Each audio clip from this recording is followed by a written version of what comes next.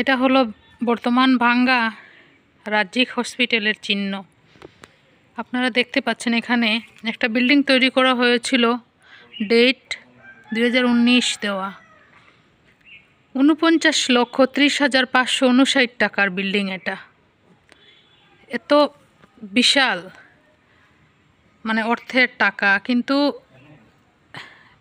দেখুন 4-5 বছর হয়নি, এটা পুরোপুরি ড্যামেজ যখন ঘোষণা হয়ে গিয়েছে। সরকারি টাকার কিভাবে অপচয়।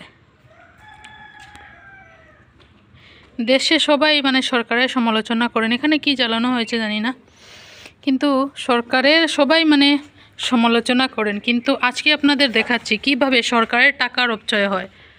এত বিশাল পরিমাণের একটা বিল্ডিং বানিয়ে নির্মাণ করে এত লাখ টাকার এভাবে নষ্ট হয়ে পড়ে আছে। কাকু, আপনি কি বলবেন এই সম্বন্ধে, যে এত বিশাল পরিমাণের টাকার একটা বিল্ডিং এভাবে যে এত কম সময়ের মধ্যে ড্যামেজ হয়ে নষ্ট হয়ে পড়ে গেল? 49 লাখ কত হাজার টাকার কাজ। হ্যাঁ, আর আজকে 2019, 20, 21, 22, 23, 24 5 বছর পূর্ণ হইল না। এই দেখেন আপনি যে এই বিল্ডিং গুলার অবস্থা কিভাবে, যারা দায়িত্বে আছে। সরকার তো একটা কমিটি তৈরি করে দিয়েছে এগুলা দেখাশোনা করার জন্য। খাতায় কলমে আছে, কমিটি কি করে না করে আমি ঠিক বোধগম্য নাই।